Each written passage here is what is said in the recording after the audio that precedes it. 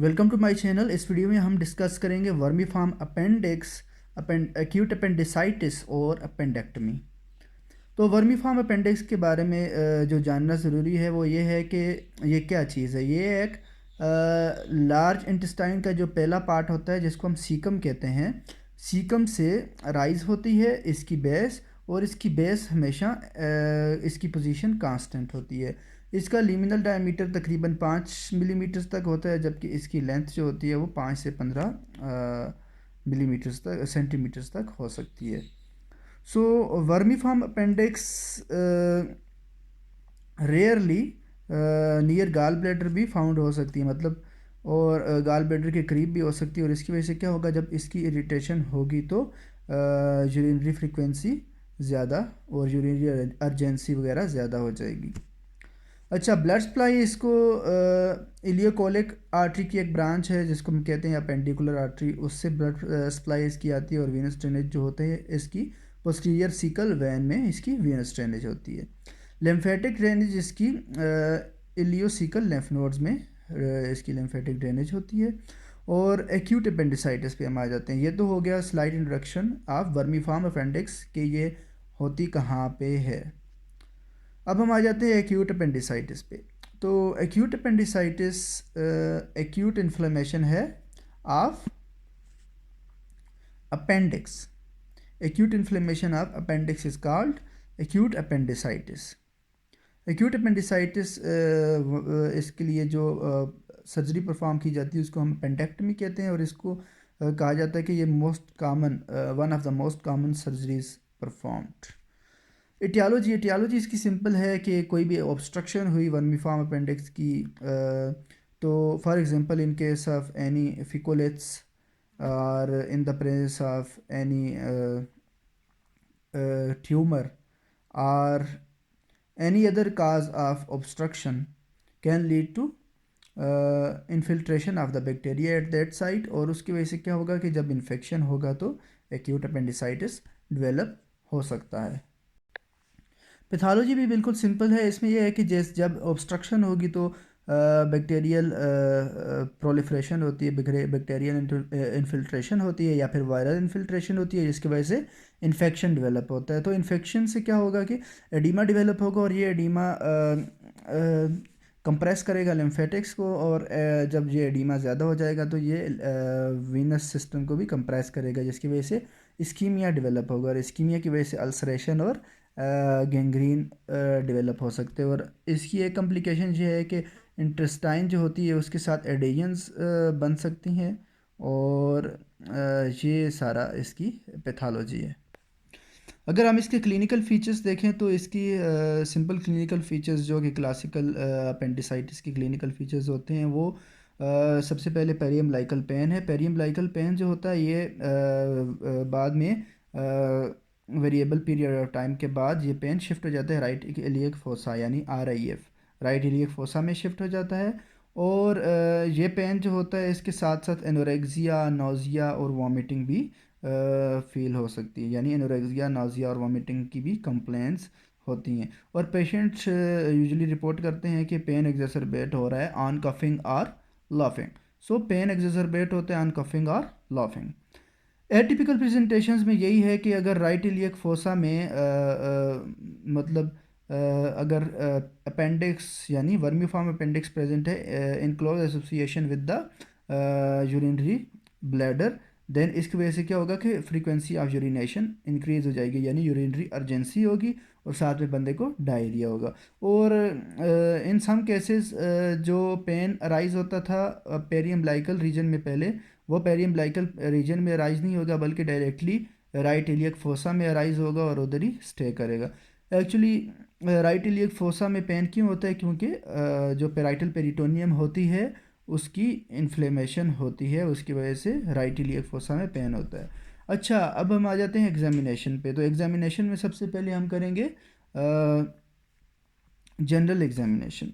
तो general inspection of patient में सबसे पहले हम क्या करते हैं, मेजरमेंट ऑफ ब्लड प्रेशर करते हैं, पल्स करते हैं, टेम्परेचर करते हैं।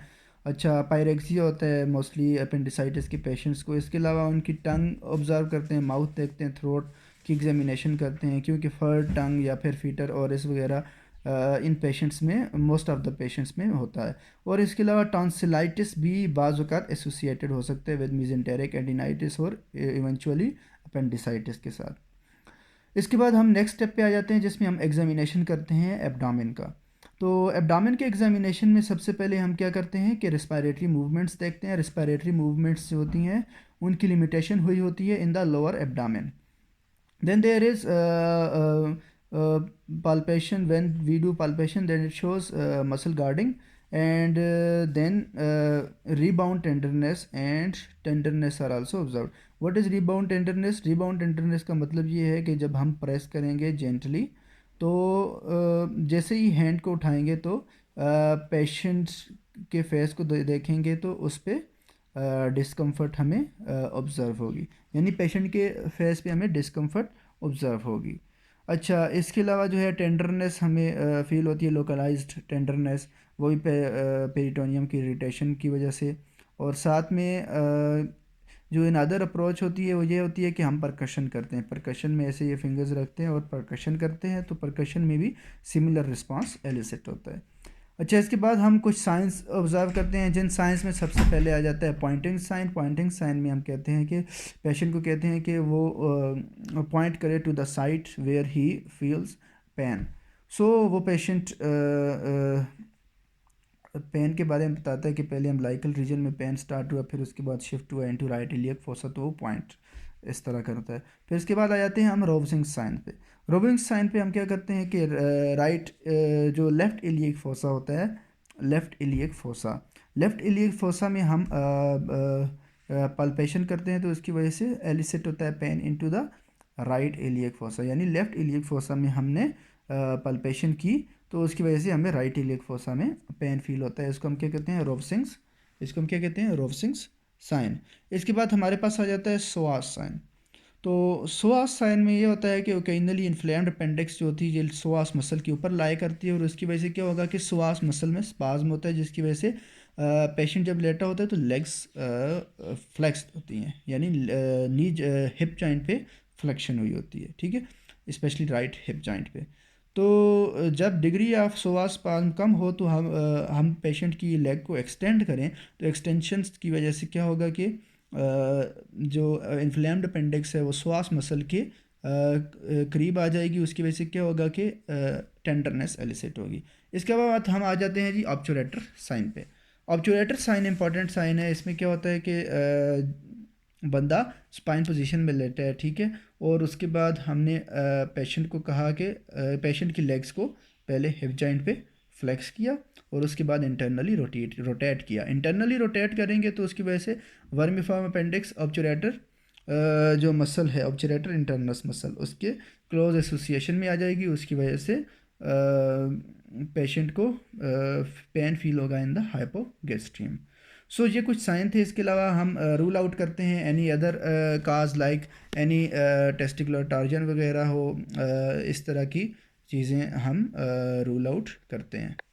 हर्नियल ऑरिफिस की एग्जामिनेशन करते हैं। इसके अलावा रेक्टल एग्जामिनेशन भी करते हैं to rule out the cause of diarrhoea and abdominal pain. So next हम आ जाते हैं different positions of vermiform appendix.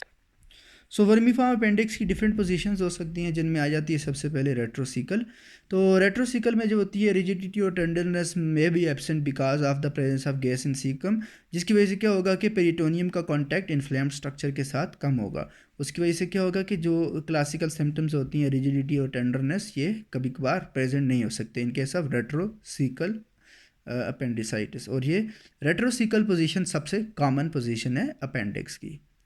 इसके अलावा जो होता है इसमें डीप टेंडरनेस प्रेजेंट होती है लॉइन रीजन में, और सोआस साइन जो होता है वो प्रेजेंट होता है। दूसरी जो पोजीशन है उसको हम क्या कहते हैं? Pelvic position. तो पेल्विक पोजीशन में ये होता है कि फ्रीक्वेंसी ऑफ मिक्चुरेशन ज़्यादा होती है, क्योंकि अपेंडिक्स जो होती है क्लोज प्रेजेंट होती है विद द यूरिनरी ब्लैडर, और इसके अलावा अर्ली डायरिया होता है, और इसमें एब्सेंस होती है एब्डोमिनल रिजिडिटी और टेंडरनेस एब्सेंट होती है। और रेक्टल एग्जामिनेशन पे हमें टेंडरनेस का पता चलता है इन द रेक्टोवेजाइकल पाउच और पाउच ऑफ डॉगलेस। ये दूसरी पोजीशन होगी जो कि पेल्विक पोजीशन है, और इसमें जो है obturator sign as well as psoas sign both will be present. Third position is post ileal position, यानी इलियम के पीछे। तो इन्फ्लेम्ड अपेंडिक्स जो होती है ये टर्मिनल इलियम के पीछे प्रेजेंट होती है, और ग्रेट डिफ़िकल्टी होती है to diagnose this condition because कोई पेन की शिफ्टिंग नहीं होती, कोई टेंडरनेस नहीं होती, क्योंकि पेरिटोनियम इन कांटेक्ट नहीं आ रही होती। इस टाइप में difficult to diagnose the appendicitis. इसके बाद हम आ जाते हैं जी अकॉर्डिंग टू एज। तो इन्फेंट्स में जो होता है it is difficult to diagnose earlier the appendicitis because patients एक तो इनकोऑपरेटिव होता है, वो बता नहीं सकता कि उसको पेन कहाँ पे हो रहा है, ठीक है, specially before 36 months of as.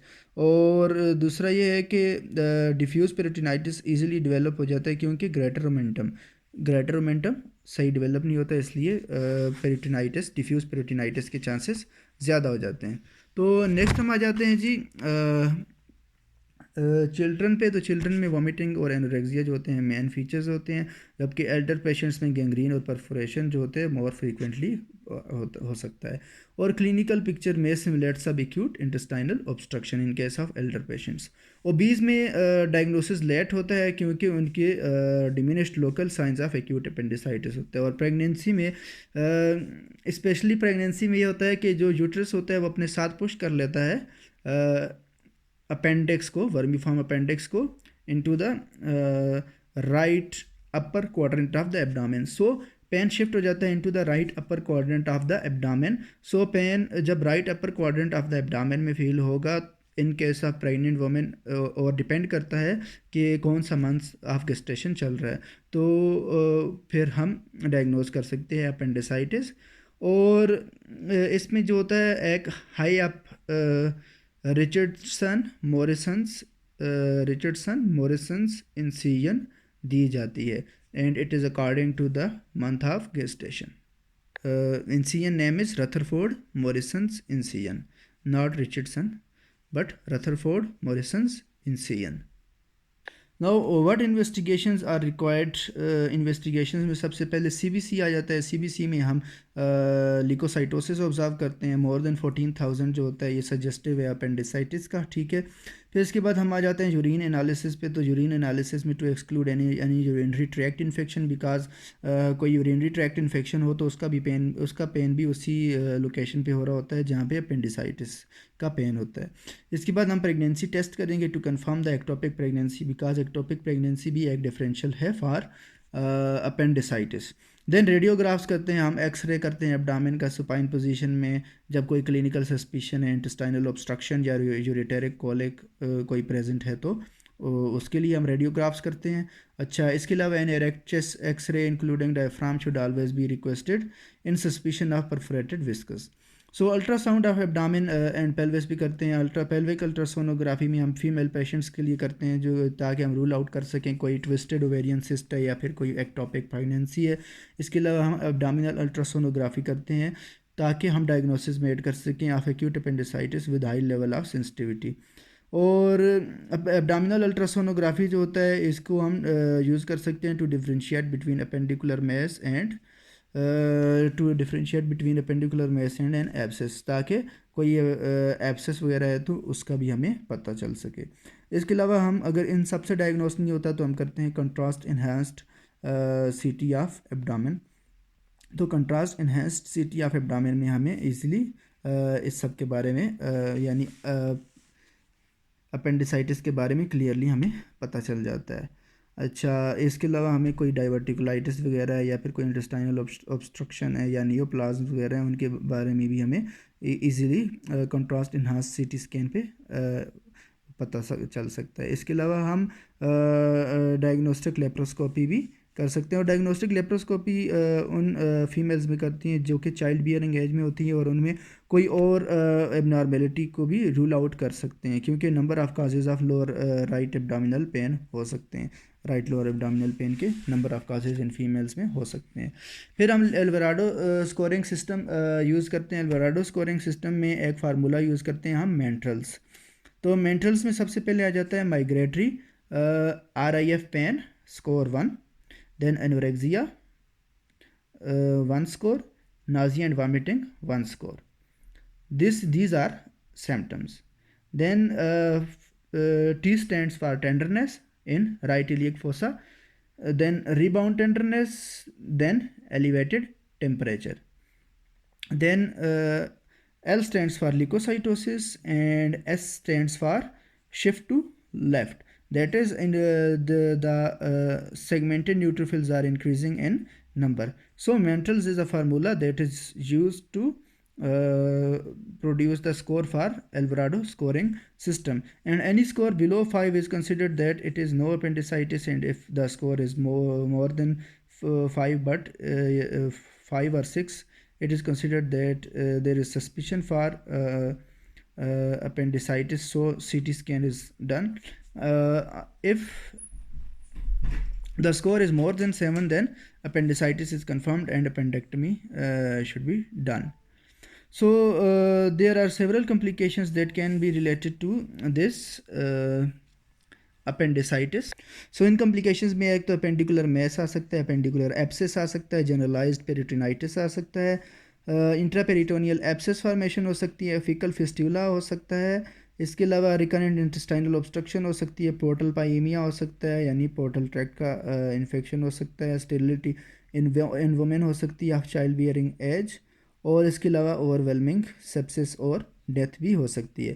तो ट्रीटमेंट ऑप्शन क्या है? मेन जो ट्रीटमेंट ऑप्शन है वो एक्यूट अपेंडिसाइटिस के लिए अपेंडेक्टमी है, और अपेंडेक्टमी में जो इंसीजन देते हैं मोस्ट कॉमनली हम 3-4 तरह की इंसीजन देते हैं, जिनमें ग्रिड आयरन इंसीजन है, इसके अलावा लेंस इंसीजन है, इसके अलावा रथरफोर्ड मॉरिसन इंसीजन है, और कॉम्प्लिकेटेड केसेस के लिए स्पेशली अगर पेरिटोनाइटिस डेवलप हो गया तो मिड लाइन इंसीजन है। मिड लाइन इंसीजन दे के हम पहले पेरिटोनियम को वॉश करते हैं और उसके बाद हम अपेंडिक्स का रिमूवल करते हैं। अच्छा, पेरिटोनियम को नॉर्मल सेलाइन से वॉश करते हैं। तो हम इसमें डिस्कस करेंगे थोड़ा ग्रिड आयरन इंसीजन किस तरह देते हैं। तो ग्रिड आयरन इंसीजन में सबसे पहले एनेस्थीसियोलॉजिस्ट को ने एनेस्थीसिया देना है, उसके बाद हमने क्या करना है, स्टार्ट करना है इंसीजन देना। तो इंसीजन जो होती है ये right angle to line joining the anterior superior iliac spine to the umbilicus, और इसका जो सेंटर होता है ये along the line at McBurney's point होता है, ठीक है। तो ये इंसीजन हम जैसे कि मैं पिक्चर में भी दिखा सकता हूँ आपको कि हम इस तरह इंसीजन देते हैं। इसके बाद सबसे पहले हम काटते हैं स्किन को, फिर सबक्यूटेनियस टिश्यू होता है नीचे, फिर फेशिया स्कारपा होता है, फिर एक्सटर्नल ओब्लीक होता है। एक्सटर्नल ओब्लीक एपोन्यूरोसिस के बाद हमारे पास आ जाता है इंटरनल ओब्लीक और ट्रांसवर्सस एब्डोमिनिस मसल फाइबर्स आ जाते हैं, जिनको हम स्प्लिट करते हैं तो नीचे पेरिटोनियम आ जाते हैं। तो पेरिटोनियम को अप्रोच करने के बाद नीचे हमारे पास अपेंडिक्स आ जाती है।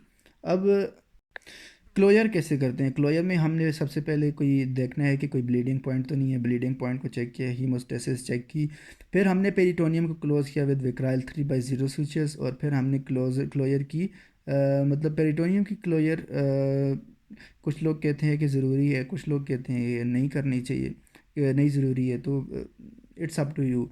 देन इंटरनल ओब्लीक और ट्रांसवर्सस एब्डोमिनिस मसल्स को जो होते हैं हम विक्राइल नंबर 1 स्विचेस यानी इंटरप्टेड मैनर में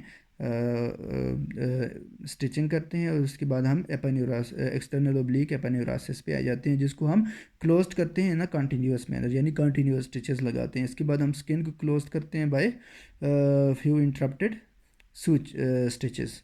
सो this is the open appendectomy approach. So this is all about appendicitis. Thank you for watching.